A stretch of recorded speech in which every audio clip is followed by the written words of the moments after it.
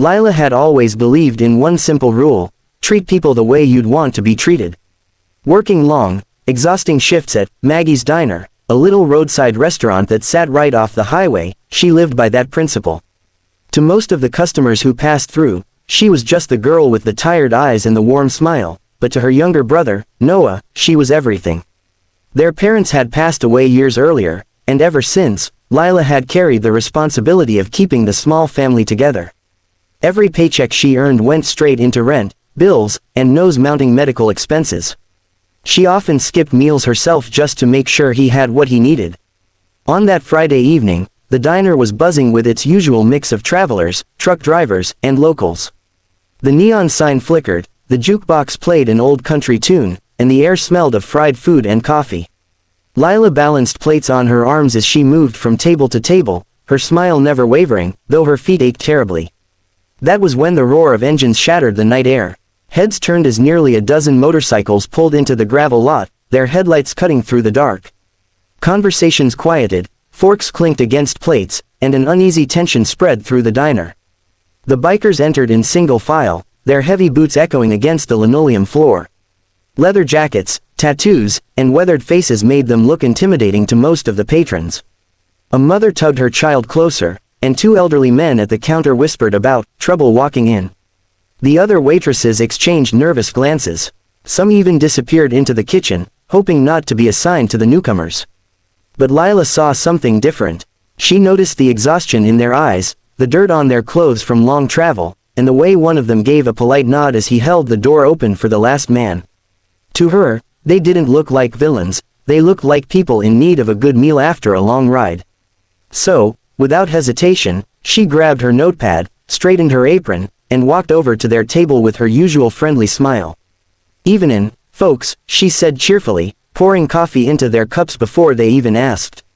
"You look like you've been on the road for miles. Let's get you fed." At first, the men were surprised. They weren't used to such easy kindness.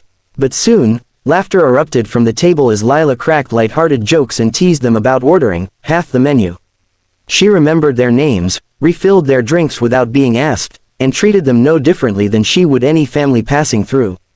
By the end of the meal, the bikers were relaxed, full, and smiling. They left a tip so generous that Lila's hands shook when she tucked it into her apron. But her moment of joy didn't last long. Her manager, Mr. Harlan, had been watching from behind the counter, his face twisted with disapproval. As soon as the bikers left, he stormed toward her. "You don't serve their kind here," he barked. Lila froze, stunned. She tried to explain. They had been polite, paid fairly, and caused no trouble.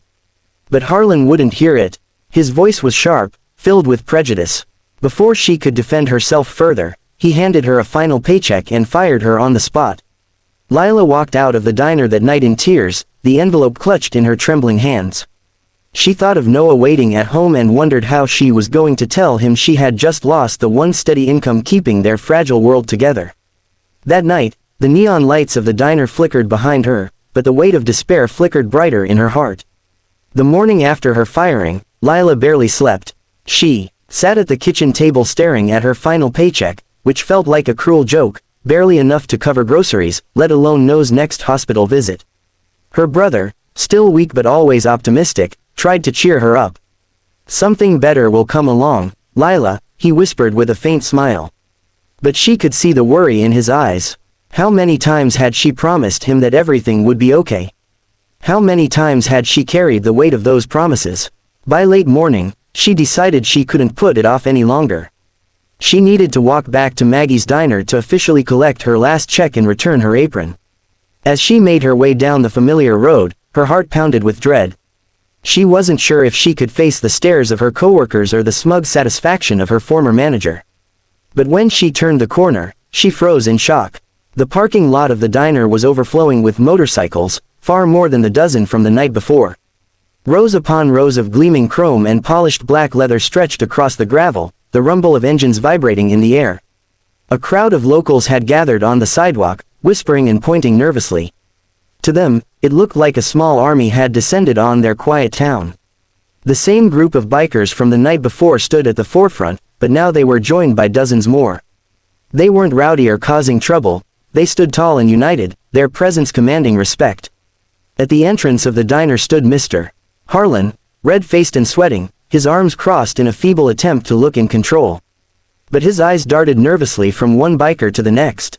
Then one of the men spotted Lila standing at the edge of the crowd.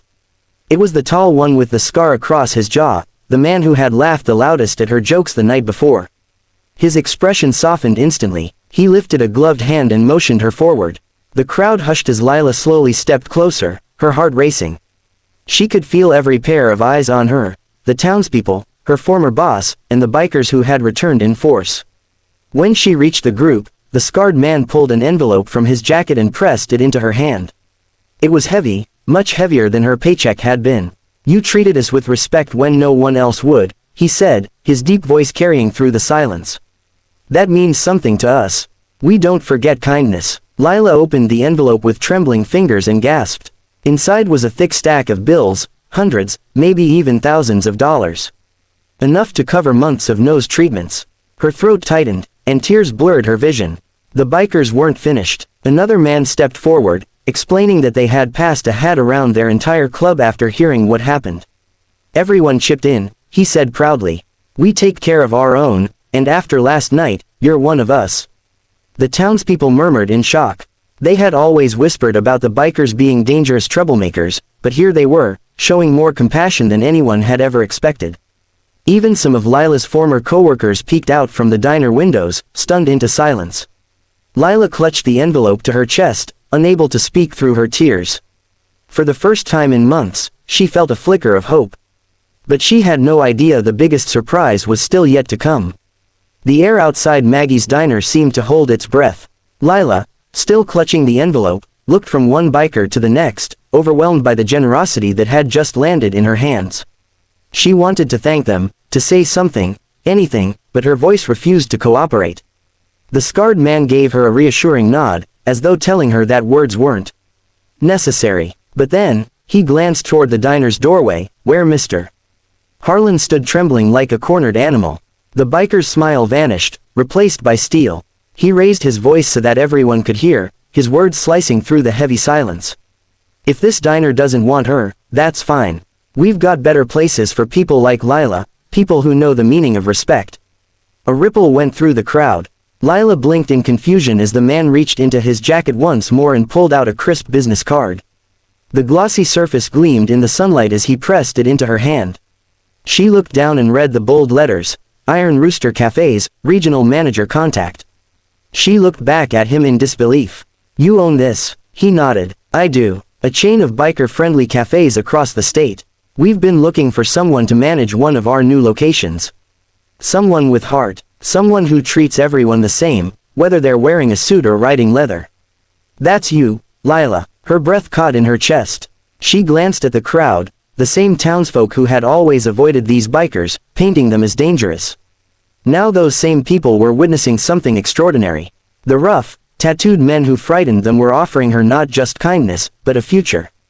"Mr. Harlan sputtered, his face an ugly shade of red. "You can't be serious. She's just a waitress." The scarred man turned his gaze on him, and the manager fell silent, shrinking back as though struck by the weight of those words. "She's more than that," the biker replied coldly. "She's a human being who treated us better than anyone else in this town ever has. That makes her worth more than your whole diner." The crowd gasped, and a few even nodded in agreement. For years, people had tolerated Harlan's bitterness and arrogance, but watching him be put in his place by the very people he despised felt like justice. Tears spilled down Lila's cheeks as she held the card in one hand and the envelope of cash in the other. The enormity of it hit her. Her brother's medical bills, the endless nights of exhaustion, the fear of losing everything, suddenly lightened. Here was a chance to rewrite her life, to step into a future where she wasn't constantly fighting to stay afloat. That evening, back at her modest home, Lila spread the envelope's contents across the kitchen table. No's eyes widened as the stacks of bills piled higher and higher.